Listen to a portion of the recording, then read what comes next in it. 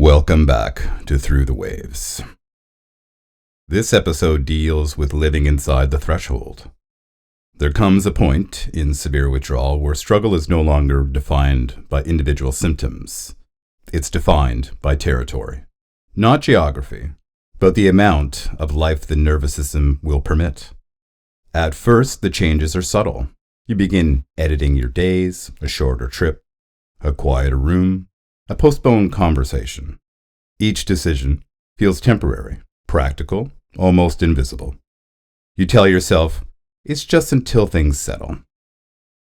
Then one day you notice the pattern. Your world has reorganized around what your body can survive.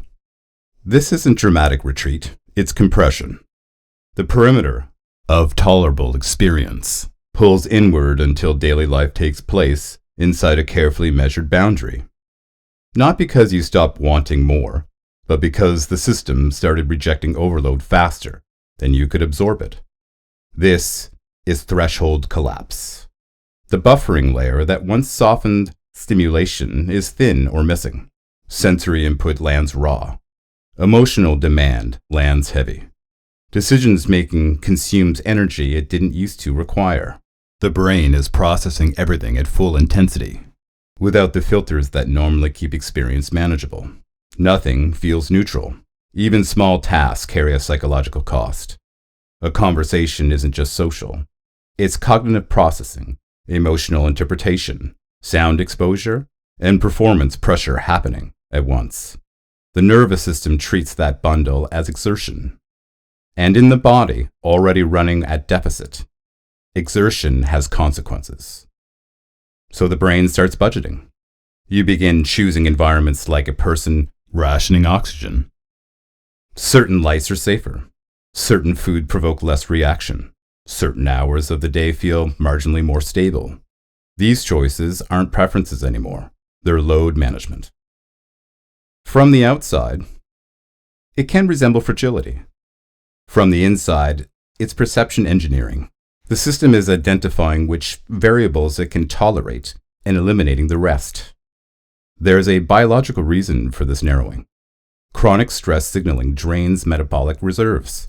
Muscles burn fuel staying tense. Hormonal spikes destabilize blood sugar. Sleep fails to repair tissue effectively.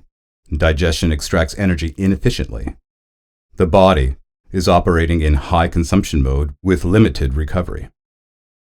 Expansion requires surplus. Withdrawal leaves very surplus to spend, so contraction becomes protective.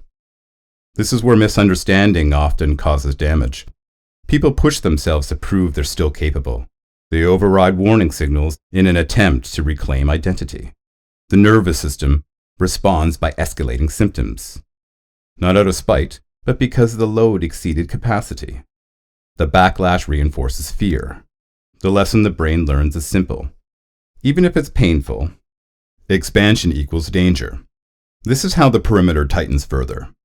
There is also an identity shock embedded in this stage. Most adults define themselves by reach, where they can go, what they can handle, how much they can carry. When that reach collapses, it feels like the self is shrinking with it. You're still the same person intellectually. Your memories are intact. Your values are intact, but your usable bandwidth is unpredictable. Skills flicker in and out depending on psychological state.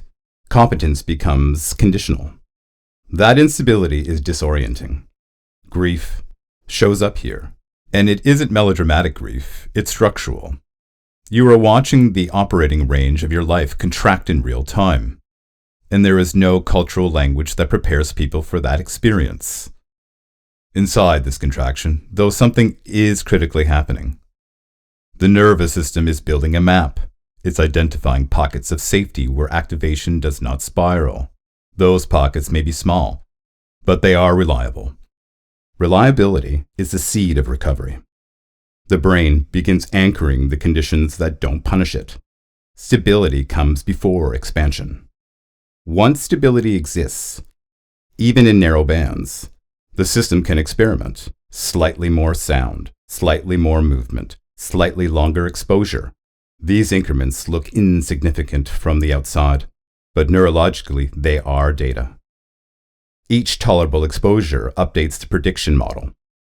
The brain starts learning that survival is possible under a wide range of conditions. Not because you forced it, but because you demonstrated it gradually. Progress here is quiet and unspectacular. It looks like repetition. It looks like someone living cautiously. It looks like patience stretched thin. But underneath that surface, thresholds are being rebuilt with precision. Millimeters matter. The smallness of this phase is not a verdict. It's a construction zone. Scaffolding is temporary by design. It exists to support rebuilding, not to define the final structure. The nervous system is not surrendering.